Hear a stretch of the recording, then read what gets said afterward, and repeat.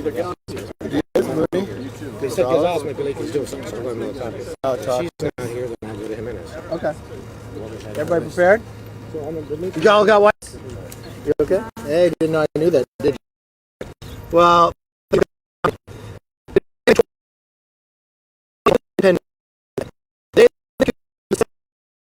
independence from Spain over a century ago in 1902. This should be a happy occasion. A somber reminder that Cuba is not a free country.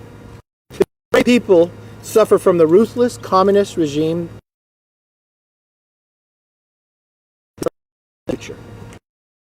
Center Cuba.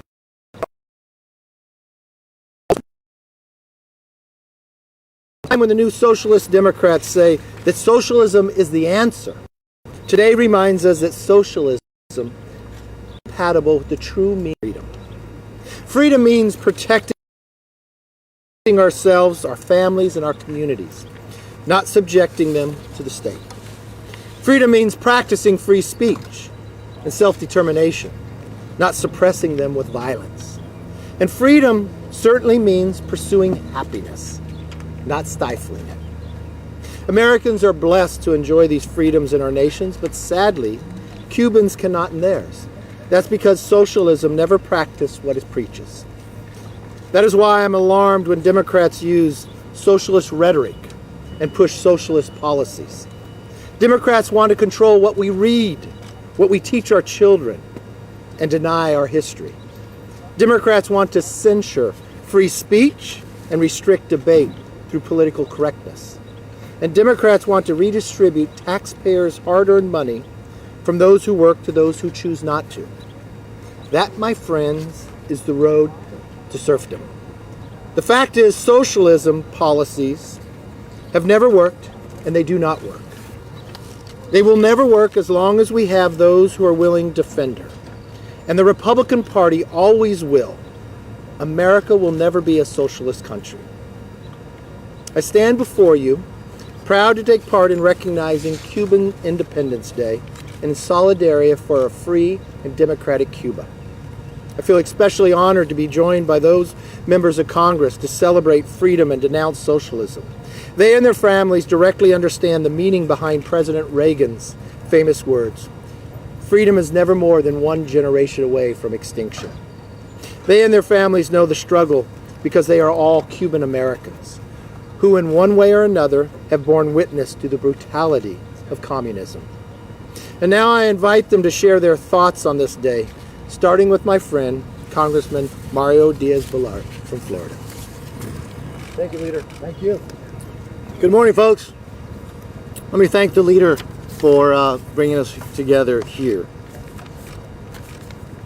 As he said, while that fight for independence, which lasted 100 years, culminated in independence for Cuba, today, freedom is elusive in that island just 90 miles away from the United States. Today, a communist socialist dictatorship represses, murders the Cuban people. And today, that same dictatorship is a threat, obviously not only to the Cuban people, to the hemisphere, but to the national security interests of the United States, which is why it is crucial that the United States continues its solidarity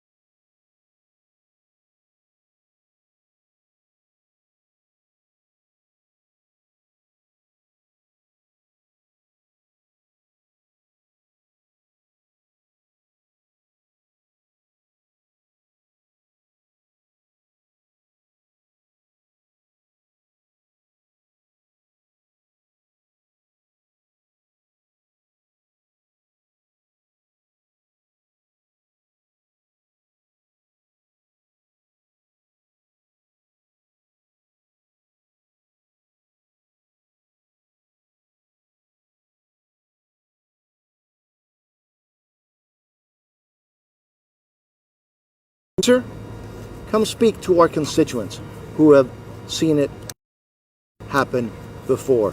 This country will never become a socialist country as long as we continue to understand the evils of communism, the evils of socialism, and examples abound just in our own hemisphere. Muy rápidamente en español. Sí, la independencia de Cuba. Cuba llegó a tener su independencia y ahora, desafortunadamente, por más de 6 décadas, está nuevamente esclavizada por un régimen asesino, totalitario, corrupto. Y ahora no es el momento de alinearse al régimen, eliminando o tratando de debilitando las sanciones. Es el momento de mantenerse firme con el pueblo cubano, no con el régimen que los reprime.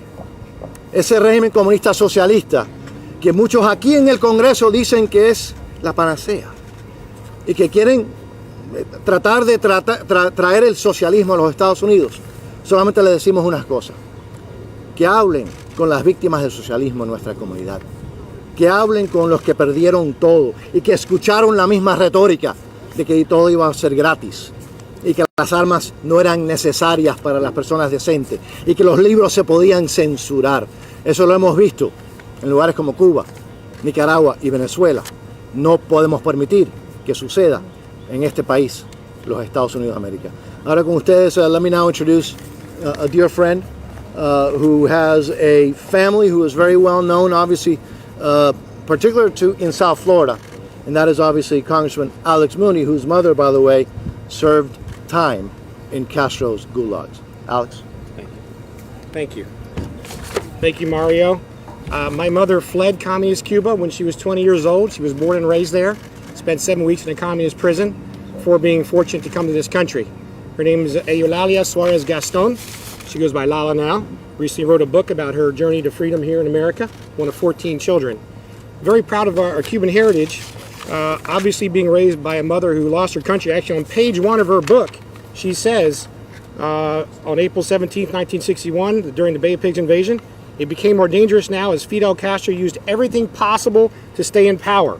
It became more dangerous now as Fidel Castro used everything possible to stay in power.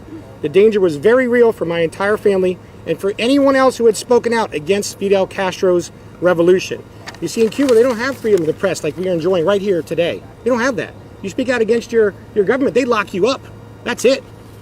So being raised with a mother, my father fought in Vietnam. He was an army captain to fight against the advance of communism. I was raised to stand up and fight back against the evils of communism, to fight for freedom, and I'm going to continue that here in this country. So I'm just going to, we got a lot of speakers. I'm going to move on to our next speaker. It's my pleasure to introduce someone who's, like me, mother came from Cuba as well, Congresswoman Nicole Meliotakis of New York. Thank you, thank you. Thank you very much for coming here today, and thank you to the leader for acknowledging this day, because we once again want to see a free Cuba. Viva Cuba Libre is something that we say and we pray for. I am the daughter of a Cuban refugee. My mom came in 1959 when Fidel Castro took power. Unfortunately, like many families, my family was split apart. My mother came with her sister, with my grandmother, and they came to the United States for freedom. My grandfather chose to stay behind because he was a small business owner. He had 2 gas stations in a home, which the regime eventually took. And I'm here today to warn the American people about what could potentially happen should we not fight to preserve these freedoms, these liberties, and the American dream for future generation. Some of the stuff I hear being proposed from my colleagues on the other side is quite scary. You know, and one of the scariest things that I heard was packing the court. That was from my neighbor, Nadler in Brooklyn. And why is it scary? Well, if you know your history and you look at what happened to Venezuela, that is exactly how Hugo Chavez destroyed Venezuela. Packed the court from 20 to 32 justices, passed 45,000 consecutive cases ruled in he and Maduro's favor. And that is how they destroyed the wealthiest nation in South America. Socialism is nothing but communism light. That's what it is. And when you run out of other people's money, that's when you use the force, the abuse, the arrests, the murders to keep power. And it's something that we need to be mindful of, because we must always, as Americans, be on the side of freedom, of liberty, of opportunity, and what so many people like my parents came to this country to pursue. There's a reason why everyone wants to come to the United States. There's a reason why you see the crisis at the southern border today. And people who are American born should take the opportunity to talk to those individuals who fled their homelands, to find out why they fled their homelands. And my colleagues who are proposing policies, the very policies that these immigrants fled their home country to escape, should actually have a conversation with those individuals to find out why their policies are broken and would destroy this country. Thank you very much, and I'm so honored to introduce my good friend who was born in Cuba and came here as just a 6-year-old boy, Carlos Jimenez. Thank you, Nicole. And I was actually born in Cuba. I'm actually an immigrant. My family fled communism back in 1960. And I can tell you that the things that happened when Castro took power, number one, you lost your freedom to bear arms. Number two, you lost your freedom of the press. You lost your freedom of expression.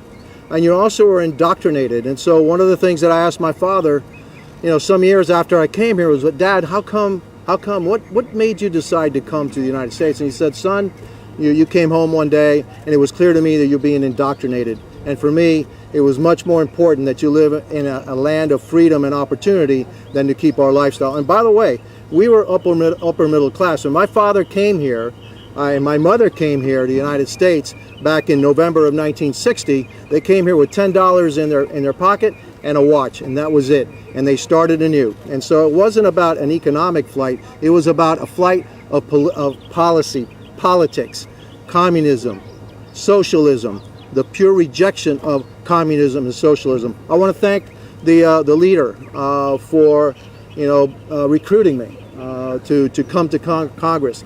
And the reason I came to Congress is to fight the ideology that's being pitched here by the other side. I'm here to fight the squad and what they think is their theory of how things could be better in the United States. Well, I live that theory, okay? And that theory doesn't work. It hasn't worked in Cuba. It didn't work in the Soviet Union. It's certainly not working in Venezuela. It's never worked anywhere, and yet they're pitching it to us. And so remember the things I told you.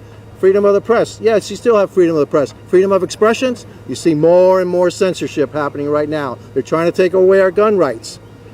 And so be careful about the things that are being espoused by the other side. We see it very clearly on this side because we lived it. And so we know what the next step is. And don't believe that it can't happen here. And what I want to do is I want to make sure that what happened to me in 1960 doesn't happen to my children or my grandchildren in the future, where they're going to have to leave this country for somewhere else to find freedom. And that's what we're here to do, fight for freedom. And again, thank you, leader, for showing your commitment to liberty and for a free Cuba. Yes, we're commemorating 119 years of Cuba's liberty, but Cuba isn't free. And just ask, the millions of people that live there today, and you can't ask, but there are tens of thousands of people that have died trying to leave it. Now, what country forces their people to stay and doesn't give them the right to leave? Well, I can tell you one country, Cuba, all right, where again, tens of thousands of people have lost their lives in the Straits of Florida trying to leave that country. If it were up to Ocasio-Cortez and her group, the squad, that's paradise. Cuba is paradise. It's no paradise. It's equality. Everybody's equal for sure. They're equally miserable in Cuba. And so if you want misery, go ahead and follow what they want to give us. And so, again, I want to thank you, leader. I want to thank all my colleagues that are here. I'm going to say a couple of words in Spanish. Hoy hace 119 años Cuba logró su primera independencia. La lucha para la libertad todavía sigue en esa tierra que fue una vez una patria con promesa. También hoy conmemoramos todos los patriotas valientes que han luchado por la libertad del pueblo cubano. Muchos han dado sus vidas por librar a Cuba del régimen brutal, diabólico y comunista de Castro. Espero que en mi vida alcanzaré a ver una Cuba libre y democrática, la bella tierra que dejé en 1960. Muchas gracias. Thank you. God bless you all. Now I'll introduce my colleague from Florida 27, Representative Maria Salazar. Thank you very much. I was a member of the press for 35 years, so I know exactly what you guys are thinking. Why do these people talk so much? It's hot. I'm gonna cut. I'm just gonna do a 2:30 and a little package, and probably we are just going to not use most of this material. But I'm Maria Salazar, District Number 27. I represent the heart of the Cuban exile community in the United States. And I understand that many in the press and the mainstream media believes that these Cubans are a bunch of crazies and they exaggerate when they're talking about socialism. Cuba and Venezuela, that's not going to happen here. Oh, no, because we have institutions and those institutions are strong. And this democratic socialism in reality is just trying to do better and to find equality and all those pretty words that we hear. And reality is that it's a fallacy. Socialism is socialism is socialism. You have two models: capitalism, or you have socialism, or you have free market, economy, which is what we want, egalitarian free market economy, or we have socialism. Be very careful. And we know it. And as my colleagues, and I thank once again the leader for acknowledging today, at a very important day for my community, that it hasn't come yet, which is a free Cuba. I do want to forewarn all of you and be very careful that what's really happening in this country is very troubling for all of us. We're sending the message that we need to keep the American agenda the way it is. It has worked for 300 years. And when they tell you that, and as Carlos Jimenez was saying, when they're saying that we have not tried socialism the right way, that is a fallacy. Venezuela, in only 20 years, lost all its freedoms, and the average Venezuelan weighs 15 pounds less today than 20 years ago because of democratic socialism. I would like to say a few words now in Spanish. Hoy es el día de la independencia de Cuba, pero en realidad no es un día libre. Es un día triste porque lo que tenemos que estar es en realidad celebrando una libertad que no ha llegado. A mis hermanos cubanos le decimos que estamos con ellos, y a los hermanos latinoamericanos y los americanos que están aquí, mucho cuidado, que la palabra socialismo no trae nada bueno. Lo único que trae es miseria, opresión y exilio. Muchas gracias a todos. Thank you very much. And if you want to take independent bites, I'm sure that we'll hear. And once again, thank you, Speaker. Thank you, Leader. You're right. You're right. Thank you all very much. We understand many people, when they sit back and think about what happened in Cuba and Venezuela, they think it can never happen here. But when you listen to the debate in the House on this new majority of the Socialist Democrats, you begin to wonder. And that's why it's so important with those behind me, not only for themselves personally, but their own family have witnessed what has gone on. We can never allow that to happen into America. Questions, comments? Mr. Leader. Yeah, let's start. Let's guess. What do we have about Cuba? Would you be willing Freedom. to testify about your conversation with Donald Trump on January 6th? If you were asked by an outside... Sure. Next question. No, not at all. I thought it would probably be higher, but this Pelosi commission that we tried to work on for quite some time. Remember, I asked Pelosi for one on January 13th. She spent 4 months just playing politics with it. In that time period, an officer got killed on Good Friday just across with this Capitol. She didn't want to have the scope to do that as well. I just felt we're going to have 4 things happening right now. You've got 2 committees in the Senate already doing their investigation. I believe in 2 weeks they'll already have their report back, even though Pelosi wasted all this time. You got the architect of the Capitol given $10 million to study what we need done here to protect it. And then you got the Justice Department, rightfully does a much better job than we could ever do. Arrested already 445 people. Probably more, another 100 coming. That's the type of work we want to make sure done, that it never happens again, that those who participated and caused it should be held accountable, and that we secure this Capitol and we don't play politics with it. I just think a Pelosi commission is a lot of politics. Senator McCarthy, Yes. what in the language of the bill limits the scope of the commission? It says it can look at any. No, it doesn't say any. It does. No, it doesn't. No, Influencing factor. it's. If relevant. That would be an influencing factor. I have a difference of opinion here than our legal counsel does too. So I gave language to Speaker Pelosi. I sent her 2 different letters. She never would communicate at all in that process. I think the scope needs to be expanded. If you look at the 9/11 Commission, we looked at what happened on 9/11 and what the buildup for that was, and I think that would be important here as well. Yes. Do you think it's a conflict of interest for members to be voting on a commission that they might have to potentially be witnesses for and provide information on? No, because who knows what they're going to do on the commission. So, no, I don't think so. Absolutely certain that none of your members were in any communication with any of the people who... I don't believe any are, but thank you for the question. Everybody have a nice day. McCarthy, can I ask about the mask resolution from yesterday? Yeah. So yesterday, the resolution that you brought to the floor about masks was tabled. Is there anything else that your conference can do or plans to do to change the mask requirements currently on the floor? Well, we would just like to abide by the science. What's interesting is you look at this building, there's a chamber for the House and a chamber for the Senate. But apparently, COVID works differently in both chambers. Because in the Senate, you don't wear a mask. In the House, you have to wear a mask. The only difference is the Speaker. She doesn't want to abide by the CDC rules. She actually wants to have greater control. That, to me, is a real frustration on all that we have happen. How can the Senate not wear a mask and the House in the same building? To me, it's all about it. That's not true. Are you encouraging the rest of your conference to get vaccinated? 75%. You said half. Half your conference is 25%. It's math.